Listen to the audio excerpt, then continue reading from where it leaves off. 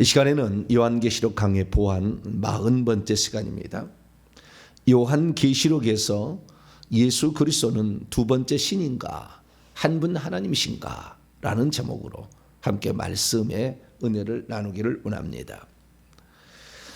요한계시록만큼 우리에게 계시를 정확히 알려주는 책은 없다라고 말할 정도로 요한계시록 우리에게 소중한 성경책입니다.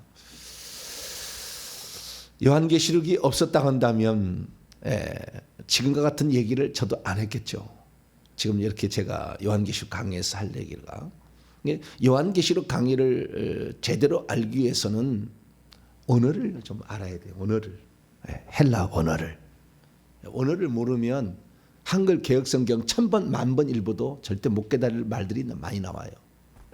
그래서 언어를 좀 알아야 되고 그러니까 목회자들은 목숨 걸고 언어를 해야 됩니다. 특히 신약 성경은 그렇습니다. 구약은 동사 하나 가지고 어떻게 쓰느냐에 따라서 해석이 달라지기 때문에 아주 거기는 아주 감정적인 친근한 그런 것 좀도 있어요. 근데 신약 성경의 헬라어는 논리적이기 때문에 아주 논리적이에요. 왜 이 로마가 그리스라는 나라를 이겼지만 그리스어가 계속 통용됐겠어요. 논리적인 아주 언어다라는 거죠. 그래서 우리는 헬라어를 좀 알아야 되고요.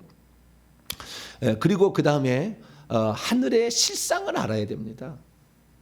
하늘의 실상을 모르고 요한계시록 풀면 이단되는 거예요. 다 이단되는 거예요. 하늘의 실상을. 하늘의 실상.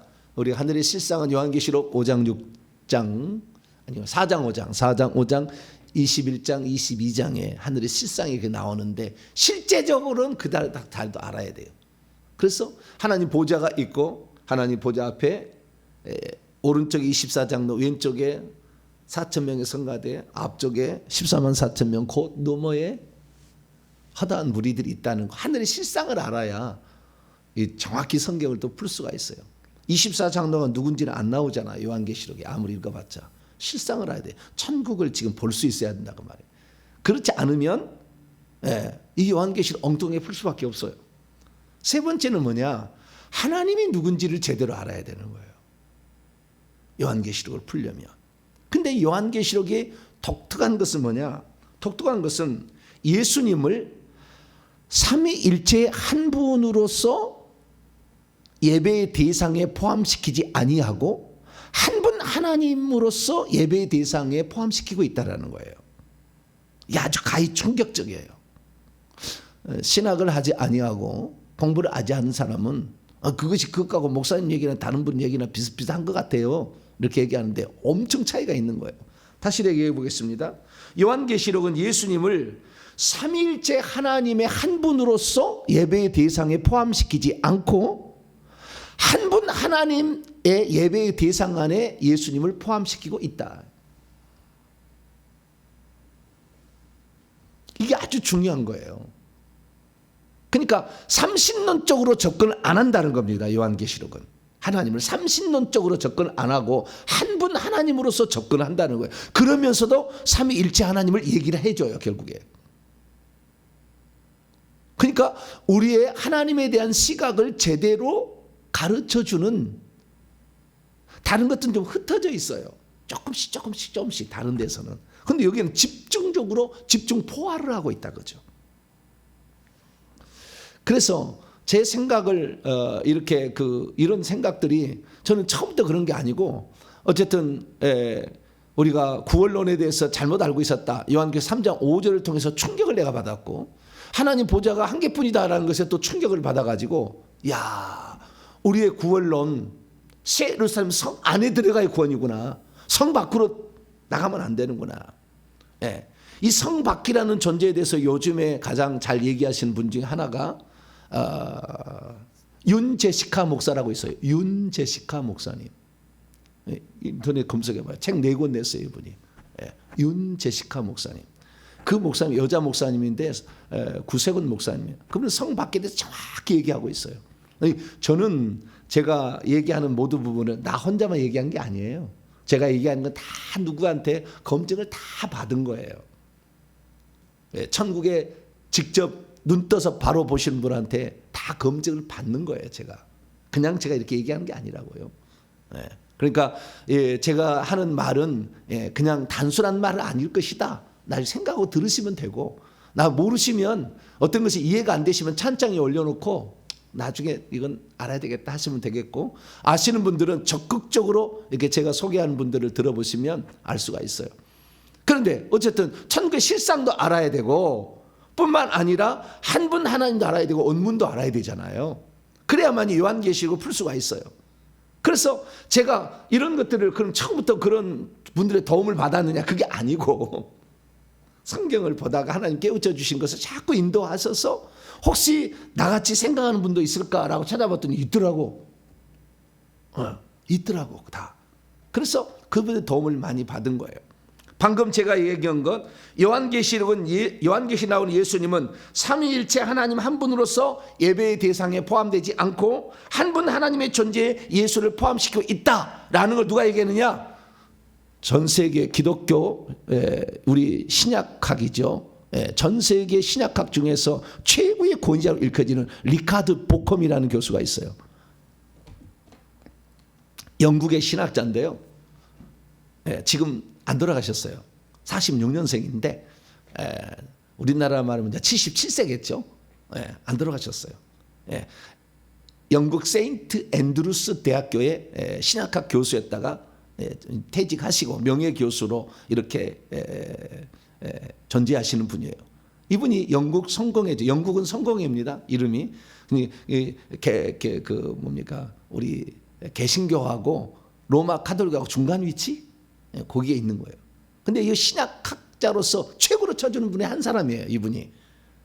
근데 이분에 대해서 별로 안 좋아할 사람은 안 좋아할 수도 있는데 이분이 있다는 것이고요. 그리고 성경 헬라 원문을 가장 잘, 신학자만 제가 얘기하는 겁니다. 제가 신학학을 제가 공부를 한 거니까. 신학학으로서 헬라 원문을 가장 잘 번역해 서 이필창 교수예요. 내가 볼 때는. 요한계시록 상하권 이렇게 있어요. 우리나라 신학자고요. 그 다음에 천년이 이 땅에 있지 않냐고 하늘에서 있다라는 사실을 얘기해 준 사람이 그레고리 K 빌이라는 사람이에요. 요 신학자예요. 요 신학자가 얘기한 거예요. 그래서 제가 이런 걸 얘기하는 겁니다. 그래서 여러분들 책을 보시려면 이런 책들이 상하권이요. 그레고리 빌 책. 여기 책을 가서 사다 보시고 돈도 많이 들어가요. 이런 책들이 어마무시해 있어요. 저희 집에는.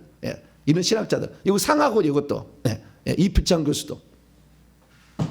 근데 어쨌든 리차드 보컴이라는 교수가 한 얘기예요. 제가 한 얘기가 아니라 그 얘기를 리차드 보컴이 하지 않았다면 나를 2단 3단 할 사람도 있을 거예요. 근데 세계적인 성서 신학자, 신약학 교수로 최고로 쳐주는 사람이 우리나라도 와서 얘기했어요.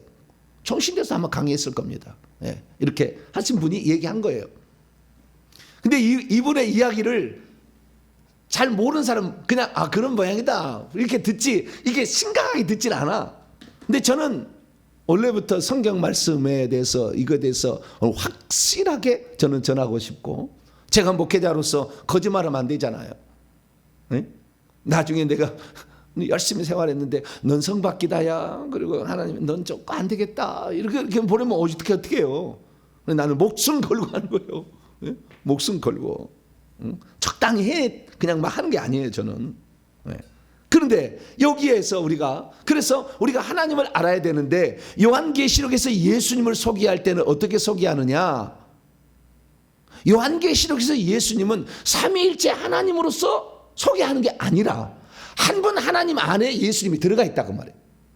그래서 지난번에 제가 얘기할 때 이 요한계시록은 계시의 책, 예언의 책, 편지의 책인데 편지의 형식으로 인사말이 있다 이거예요. 수신자, 그 다음에 그 발신자, 수신자, 인사말이 있다 이거죠. 그 인사말은 서두에 있고 끝에 있는데 첫 번째 서두의 인사말과 마지막 인사말이 있는데 서두의 인사말이 뭐냐? 삼일체적으로 소개를 하더라는 거죠. 이제도 계시고 전에도 계시고 잘차 오실 이와 그분의 보좌 앞에 앉은 7 영과 그 다음에 5절부터 보게 되면 땅에 충성된 증인으로서 죽은 자들 가운데서 먼저 나시고 땅의 임금들의 머리가 되신 예수 그리스도로 말미암아 은혜와 평강이 너희에게 있을지어다. 근데 그렇게 안 끝나. 이것도 특별한 거잖아요. 그분의 보좌 앞에 있는 7영과 성령이라는 것을 서두의 인사말에 꺼내놓고 있는 것은 요한계시록밖에 없어. 이것도 좀 특이하고, 뿐만 아니라 예수 그리스도에 대해서 소개한 것도 좀 특이해요. 좀 이따 얘기하겠고, 그리고 성부격인 하나님에 대해서 소개할 때 이제도 계시고 전에도 계셨고 장차 오실리라는 이 표현 속에 장차 오실리가 결국에 요한계시록 11장 15절에 7번째 나팔소리와 함께 예수님이 공중에 오셔요. 그러면 장차 오실리라는 말이 빠져. 그래서 요한계시록 11장 17절 16장에 보게 되니까 이게 예수님이 오시니까 장차 오실리가 아니고 이제도 계시고 전에도 계시니 이렇게만 얘기하고 있다는 거예요. 그래서 그 예수님의 재림은 곧 하나님의 재림이에요. 요한계시록 보게 되면 하나님이 하고 있는 거라고. 네, 하나님이 재림하시는 걸 보니까 예수님이 오셨어. 그래서 한 분 하나님이 행하실 모든 것을 창조하시고 모든 걸 끝내시잖아요. 알파 오메가 처음과 마지막 시작과 마침이신 이분이 모든 것을 행하는데 예수님을 따로 꺼내는 게 아니라 하나님이 하시는 일을 예수님이 하고 있다라고 얘기를 해준다고 말이에요. 이렇게 보면 우리가 지금 이 단어에 대해서 우리가 분별할 수가 있다는 거죠. 하나님, 아버지 하나님, 아들 하나님, 어머니 하나님, 이게 잘못됐다는 걸 바로 알아버린다고 말이에요. 그래서 오늘날의 이 삼일체 하나님의 허점을 빌미로 치고 들어와서 사람들을 호리고 있는 이 대한민국 현실이 안타깝다. 나는 왜? 요한계시록을 통해서 계시된 하나님을 제대로 알았다 한다면 그렇지 않다는. 그래서 한 분 하나님의 표현 안에 예수 그리스도가 들어가 있다라고 정확하게 표현하신 분 이분이야.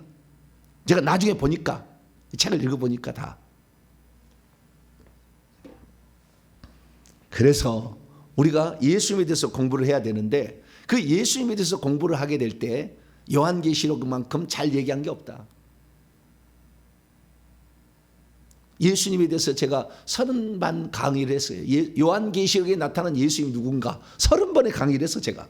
그게 우리 홈페이지하고 유튜브 검색해 보시면 나와요. 자, 공부를 해보세요. 와, 요한계시록이, 저는 그렇잖아요. 요한계시록은 1장부터 1, 2, 3, 4, 5장까지는 하나님이 누구신지를 소개하는 책이다. 이렇게 얘기하는 사람은 한 사람도 없어. 제가 만드는 얘기예요. 그건 어디 주석에 안 나와요.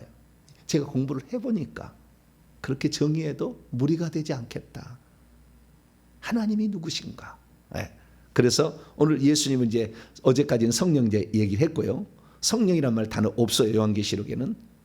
세 가지 독특한 영어로 쓰고 있다. 그리고 그 영, 성령이 교회들에게 하시는 말씀, 성령이 그 영이죠. 그 영이 교회들에게 하신 말씀을 들을 때 7번 나온다. 총 14번 나와요. 그래서 7번 이 그 영이란 말이. 근데 어쨌든 이 요한계시록에 기록되어 있는 것들은 아주 독특하고 완전한 계시였다. 그래서 우리는 그 계시를 정확히 알아야 됩니다. 그러면 세 번째로 예수 그리스도, 이분에 관하여 우리가 공부를 해야 되는데, 제가 30강이 있으니까 그것으로 공부를 다 하시고요. 오늘은 종합적으로 제가 말씀을 드리는 겁니다. 자, 요한계시록에 계시된 예수 그리스도는 두 번째, 삼위일체의 두 번째 위격의 신으로 등장하는 것인가, 아니면 한 분 하나님 안에 포함된 것인가? 저는 세 가지로 이것을 증명할 수 있는데, 한 분 하나님 안에 포함될 수밖에 없다라는 말씀 중에서 첫 번째는 얘기했어요. 왜냐하면은 이제도 전에도 계셨고 장차 오실리라는 이 설명을 제가 2시간 했는데, 요게 보면은 예수 그리스도가 그 하나님 속에 안에 들어가 있더라. 먼저 말씀을 드렸어요. 그래서 그 부분은 그렇게 공부하시면 되겠고요. 그걸 정의하자면 장차 오실리가 빠짐으로 예수 그리스도의 오심을, 공중의 오심을 얘기하고 있기 때문이다라고 제가 얘기를 드린 거고요. 그래서 예수는 두 번째 신이 아니라 한 분 하나님의 영원한 존재하심 안에 예수님은 포함되어 있다라고 그렇게 얘기하기 때문에, 이 요한계시록은 유일신론에서 떠나지 않으면서, 그러면서도 삼위일체로 일하고 있는 하나님을 소개하고 있는 거예요. 이 삼위일체 하나님이 약간 조금 우리가 이해하기 어려운 것이 뭐냐면은, 하나님은 한 분인데, 이렇게 얘기해요. 삼위일체 하나님이 한 분인데 아버지도 하나님, 아들도 하나님, 성령도 하나님이다. 그러니까 다르게 설명을 하자면, 아버지도 하나님이고 아들도 하나님이고 성령도 하나님이다. 그러니까 성부, 성자, 성령은 하나님으로서는 같다 이렇게 표현한다고요. 하나님으로서는 같다. 그런데 세 분이 나면은 삼신론이 되니까 하나님은 한 분이라는 말을 붙였어요. 그러나 원래 우리가 유대교에서 전해오는 정확한 정통 신학에 되면 하나님을 한 분이라고 세워놓고 그리고 그분이 세 분으로 일할 수 있다라고 얘기를 했었어야 되는데 그렇게 하지를 못했어요. 그러니까 하나님으로서 같다가 아니라 한 분 하나님의 다른 표현으로 일하신다고 했어야 된다 그 말이에요. 성부, 성자, 성령이 하나님으로서 같다고 표현한 게 아니라 하나님 한 분이 다르게 역사하고 있다라고 얘기를 했어야 된다는 거죠. 그러면 하나님의 유일성도 깨지지 아니하고 삼위일체로 일하는 것도 깨지지 않을 텐데 삼위일체로만 공부를 하니까 사람들이 삼신론이니까 당연히 사신론 되는 거죠. 마리아는 하나님의 어머니라고 높여버려 이렇게. 천주교가 그런 거잖아요. 인간을 피조물을. 그래서요 요한계시록은 뭘 얘기하고 있냐면은 이 예수님이 한 분 하나님 속에 포함된 하나님으로서 예배를 받고 있다고 얘기를 해준다는 거예요. 두 번째입니다. 첫 번째는 하나님에 대한 명칭 속에 이미 예수 그리스도가 들어가 있어. 홀로 한 분이신 그분 안에. 두 번째는 뭐냐? 그 홀로 한 분이신 하나님께만 예배를 할 수 있는데 그 예배를 예수님께 어린 양께 예배를 드려요. 요한계시록에. 이게 가히 또 충격적이에요. 물론 삼일체로서 예수님은 하나님으로서 같다라는 의미로서 예수님께 경배를 드릴 수도 있지만 요한계시록은 두 번째 신을 경배를 드려서 하나님으로 성격화시킨 게 아니라 처음부터 한 분 하나님이었었던 것을 그대로 우리에게 표현해 준다는 거예요. 그게 지금 많은 사람이 착각한 것은 뭐냐면 구약에는 예수님이 아직 안 나타났잖아요. 구약에는 아브라함이 삼일체를 믿었어요. 모세가 믿었어요. 다윗이 믿었어요. 아무나 믿었어. 삼일체. 그러다 천국 갔다 그 말이에요. 천국 갔어요. 그런데 그 하나님만 유일하게 계시다 이렇게 했는데 그 하나님만 유일하고 계시다라는 그 사람에게서 예수님이 어떠냐는 거예요. 그 사람들 중에서 예수 믿는 사람들이 결국에 12제자 아닙니까? 그리고 사도 바울 바나바 아닙니까? 예, 안디옥 교회, 예루살렘 안디옥 교회. 그러니까 이 교회라는 것은 어디서 탄생했냐면 유대인부터 하나님을 알고 있었던 유일하게 믿고 있었던 하나님으로부터 기독교가 나온 거라고요. 그러면 그들 생각이 하나님은 한 분밖에 없다. 우리의 하나님 여호와는 오직 하나인 여호와니 너희 마음을 다하고 뜻하고 힘을 다해 주 너희 하나님을 사랑하고 쭉 나오잖아요. 그런데 거기에 유일하게 한 분 하나님이라고 생각했던 유대인들이 어떻게 예수님을 하나님이라고 고백하고 주님이라고 고백하고 주 하나님이라고 고백하게 되었느냐라는 것을 우리는 주목해 봐야죠. 우리식으로 편안하게 하나님 많은데 그중에 하나님은 한 분인데 성부 성자 성령 일하신다. 그렇죠. 별 문제가 없는데 유대인들은 이것이 그냥 다가온 게 아니라는 거예요. 왜? 삼신론이 아닌가? 다신론이 아닌가? 하나님 한 분 이외에 다른 분이 있다는 것을 소개한다. 나 외에 다른 시 없고 이후에도 없으리라. 이사야 말씀에 그러면 그렇게 나와 있고 창조도 한 분 홀로 한 분이 창조하셨다는데 예수가 창조했는가? 여러 부분에서 걸리는 거예요. 유대인들은. 그렇지 않겠어요? 그런데 그 유대인으로서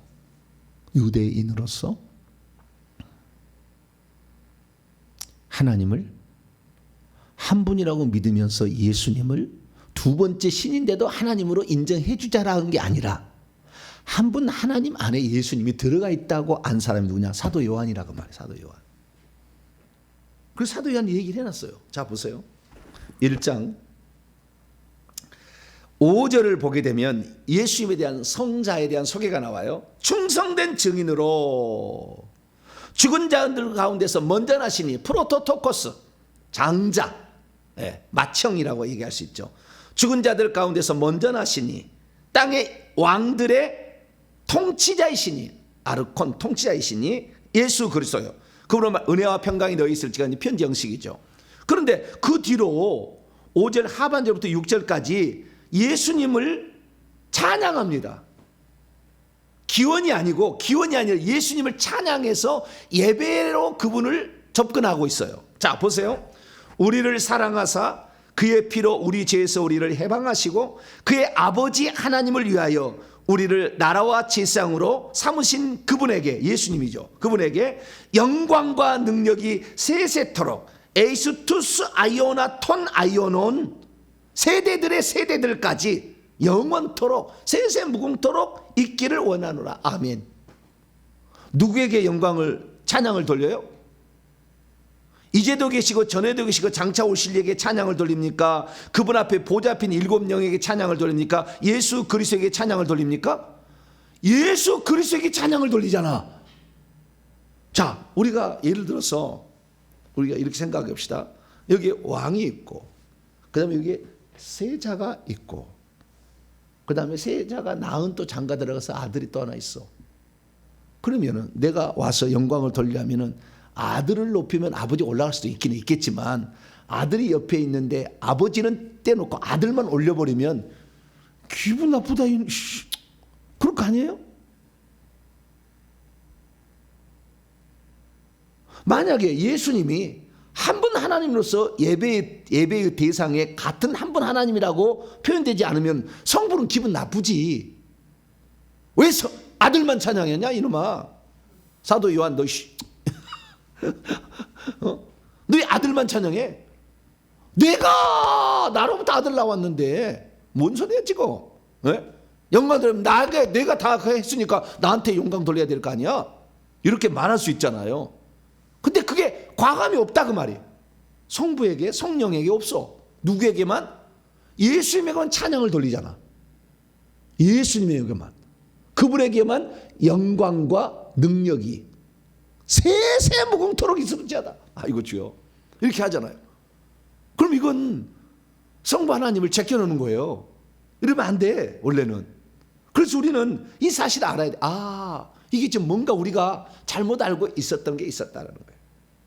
그래서 우리가 이 예배의 대상에게 여러분 이거 아셔요? 예배라는 것은 오직 하나님에게만 돌릴 수 있어요. 그러니까 예배 드린다라는 말 속에 예배에서 프로스퀴네오라는 말인데요. 프로스퀴네오라는 것은 엎드려 코가 땅에 댔더라 엎드려 절한다 이런 얘기예요. 예배한다는 말이 엎드려 절한다. 엎드려서 절을, 누가 엎어져서 절을 하는 이런 상황을 보면 그 절을 받는 대상만 신이라고 할 수 있어요. 그러니까 피조물하고 창조주, 신하고 피조물을 구분하는 기준은 뭐냐? 예배를 받느냐 안 받느냐의 차이예요. 예배를 받느냐 안 받느냐, 그것을 기준으로 푸는 거예요. 그런데 그 예배를 드릴 때는 어떻게 해야 되냐면은 반드시 두 가지가 필요한 거예요. 하나는 엎드려 경배하는 게 필요하고, 두 번째는 그분을 높여드려야 돼. 그분을 높여드려. 그 높여드리는 최고가 뭐냐면 찬양이에요. 그래서 그분 앞에 찬양을 돌리고 엎드려 경배하면 신이 되는 거예요. 북한의 김일성을 그렇게 했어요. 엎드려서 절하잖아요. 그 다음에 김일성 그 북한의 김일성 노래 내가 다음에 한번 들려드릴게요. 네? 김일성을 찬양하는 노래, 하나님을 찬양하는 노래하고 똑같아. 내가 들어보니까 똑같더라고. 그러니까 신이 된 거예요, 김일성이가. 근데 피조물은 신이 될 수 있어요, 없어요? 없다 이러잖아요. 그럼 예수님이 뭐냐? 예수님은 인간이었잖아요. 피조물의 형상을 입고 왔잖아요.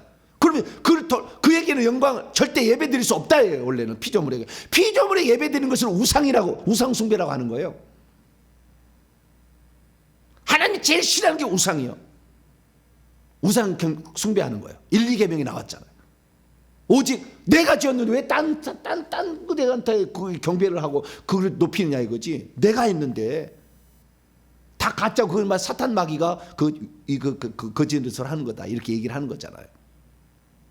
그래서 하나님이 뭐라고 얘기하느냐? 요 하나님이 한 분 하나님 뭐라고 하느냐? 우리는 이사야에 잘 알아야 돼. 이사야 42장.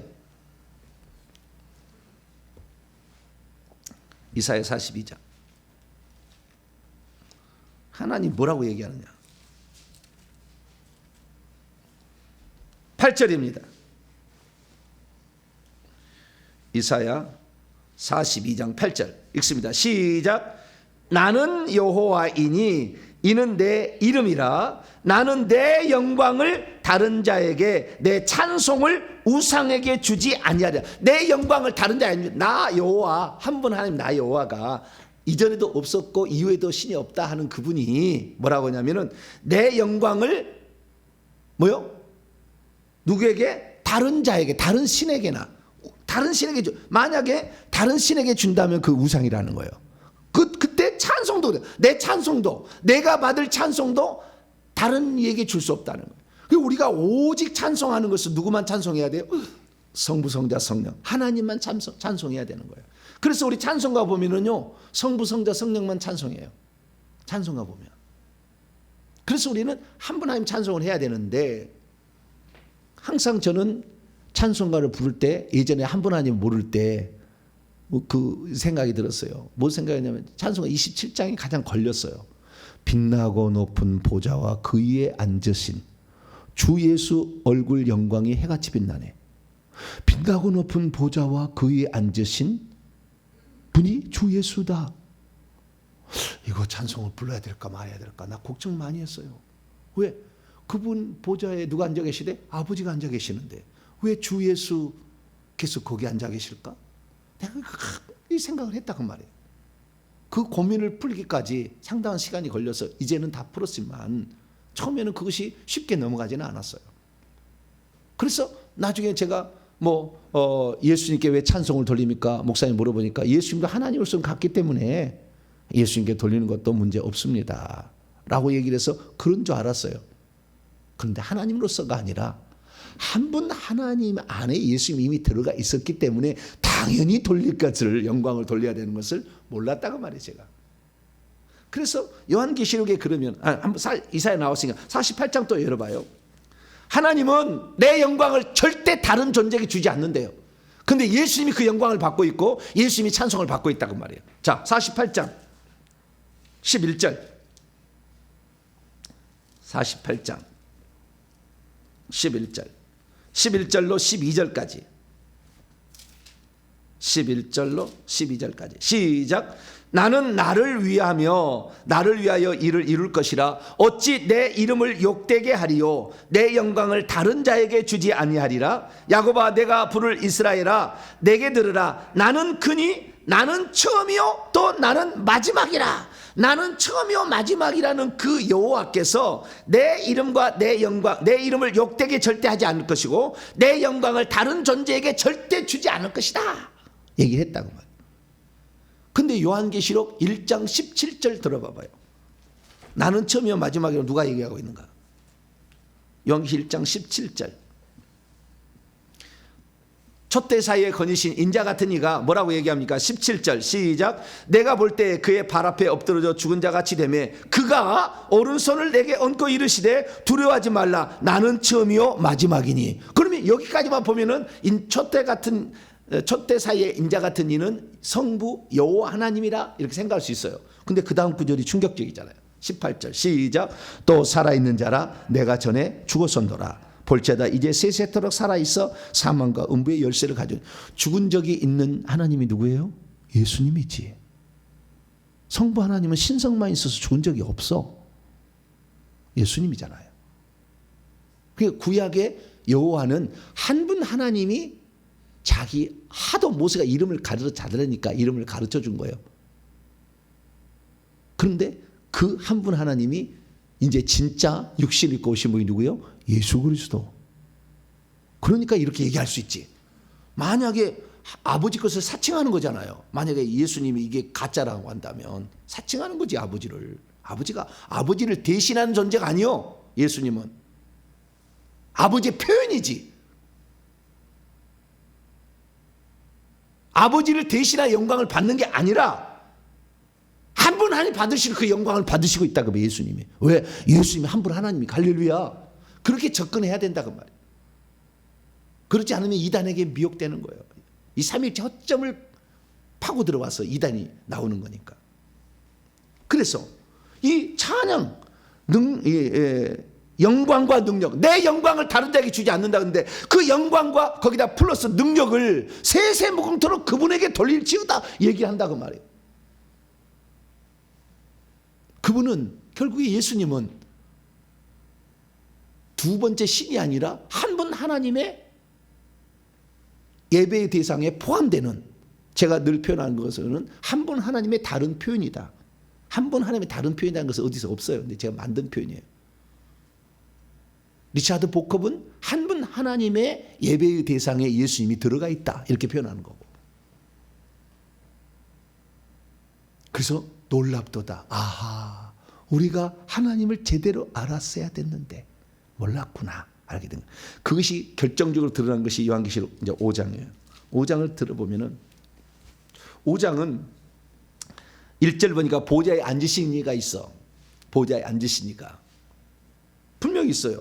그리고 그 다음에 그 앞에 어린 양이 서요. 6절 보세요. 또 내가 보니 보좌와 내 생물과 장들 사이에 한 어린 양이 서 있어요. 보좌에 앉으신 이가 있고 그 앞에 어린 양이 서 있다, 그 말이에요. 근데 일찍이 죽임을 당한 것 같더라. 당연히 일찍 죽임당한 어린 양이시 우리 주 예수 그리스도죠. 그에게 7뿔과 7 눈들이 있으니 이 눈들을 온 땅에 보내실 받은 하나님의 7 영이라.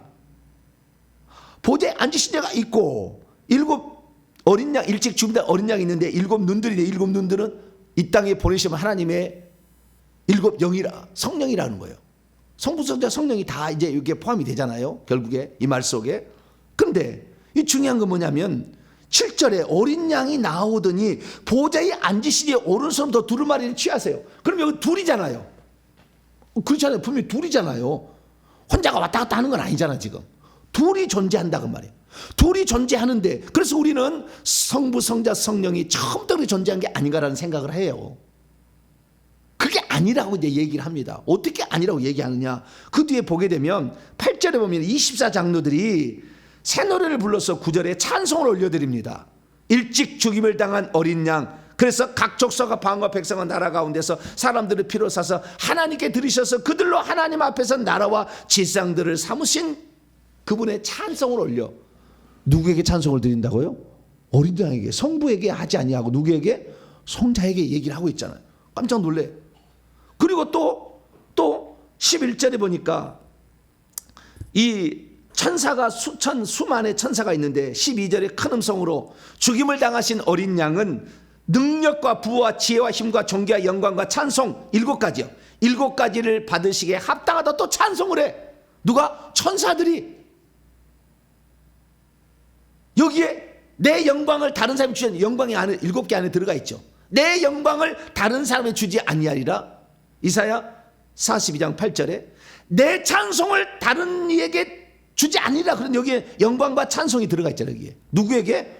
어린 양에게 지금 찬송과 경배를 드리고 있잖아요. 더 이제 그다음 보게 되면은요, 13절에 보니까 피조물이 또 그래. 이번에는 보좌에 앉으신 이 어린 양 두 분에게 찬송과 영광, 찬송과 영광을 다른 자에게 존재에게 주지 않는다는데, 찬송과 영광, 존귀와 능력, 이 4가지를 또 찬송을 돌려. 14절에 네 생물이 또 아멘 할 때 장로들이 엎드려 경배하더라. 엎드려 경배한 걸 뭐라고요? 예배다. 예배의 가장 핵심은 찬송이다.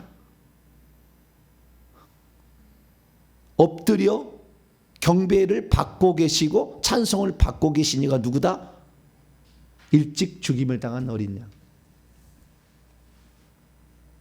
근데 우리는 이것을 이일체 내지 삼일체적으로 생각하면은 이게 말이 안 되는 이야기야. 근데 한 번 하나님 입장에서 보면은 당연하지. 왜? 한 분 하나님이 동시에 나타날 수가 있다니까요. 동시에 어린 양으로도 나타날 수 있다. 동시 존재가 가능해, 하나님만. 그래서 하나님이 모든 것을 다 일하고 계신다라는 것을 각도에서 보게 되면 아무 문제 없어. 왜? 하나님이 당연히 나타나서 일을 하셨기 때문에 그분께 당연히 찬송과 영광을 돌려야지. 그래서 예수님이 누구시냐? 두 번째 신이 아니라 한 번 하나님의 안에 포함되어 있다라는 것을 얘기를 하는 거다. 이게 명칭에서 얘기했고, 두 번째 예배를 통해서도 증명되고 있다는 거예요. 세 번째는 하나님이 하시는 모든 일들을 예수님이 하고 있어. 네? 예수님이. 우주 만물을 어떻게 경영하고 다스리고 펼쳐나갈 것인지 어린 양이 다 떼가지고 다 알려주잖아요. 그죠? 어린 양이 하고 있잖아요. 그리고 이 스가랴서 14장에 보면은 하나님께서 왕으로 재림하신다고 돼 있어요. 스가랴 14장에 보면. 그 스가랴 4장 10절에 여호와의 눈이 성령이다 이렇게 얘기해. 7눈이. 이 스가랴 대단합니다. 묵시서예요. 아주 계시서예요. 근데 스가랴 14장 보면 왕으로 재림하시는 누구냐? 여호와라고 그래요. 딱 나와 있어요. 그런데 실제적으로 재림하시는 누구예요? 나 예수다 그러잖아요. 내가 속히 오리라. 7번 딱 얘기해. 내가 너희에게 속히 가리라. 7번 얘기해. 요한계시록. 그러니까 결국에 그 다음에 구약성경 대등 읽어보면은 보좌에 앉으신 이가 누구예요? 하나님이고 그 하나님 뭐예요? 왕으로 다스리고 통치하고 심판하셔. 그런데 요한계시록 보면은 그렇게 왕으로 오셔서 만왕의 만주의 주로 오셔서 심판하시는 분이고요. 예수 그리스도예요. 그러니까 한 번 하나님이 지금 예수 그리스도로 일하고 있잖아요. 할렐루야. 그러니까 당연히 예수님에게 찬양과 경배를 드려도 아무 문제 없는 거예요. 이렇게 알고 있으면. 그러니까 사도 요한이 알고 있는 식으로 하나님을 알았으면 지금의 이단의 문제를 금방 처리할 수가 있고 하나님을 제대로 섬길 수가 있다. 할렐루야.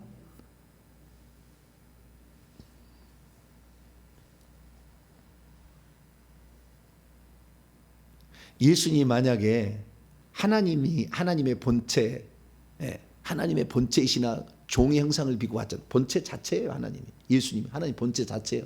빌립보서에 나와.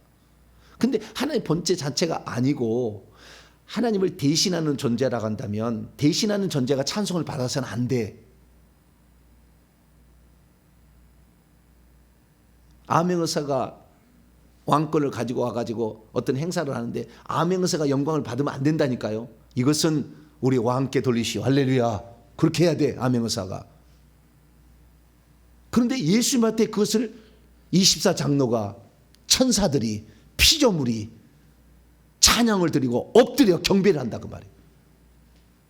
원래는 누구에게 했어야 돼요? 하나님에게만 했어야 돼요. 근데 그 예수님이 하고 있으니까 당연히 하나님 안에 예수님이 들어간 거예요. 자, 요한계시록 7장입니다. 다 왔습니다. 7장 11절에서 12절 11절에서 12절 읽습니다. 시작. 모든 천사가 보좌와 장로들 24장로들과 네 생물 주위에 서 있다가 보좌 앞에 엎드려 얼굴을 대고 하나님께 경배하여 이르되 절했단 말이에요. 절했던 사람이 이르기를 아멘. 찬송과 영광과 지혜와 감사와 존귀와 영광 권능과 힘 7가지가 우리 하나님께 세세토록 있을지어다 하면 똑같잖아. 힘 대신에 감사로 약간 바뀌었어요. 그러나 어쨌든 7가지 똑같은 것이 누구에게 돌리고 있다? 우리 하나님께 세세토록 세대들의 세대들까지 얘기하고 있잖아요.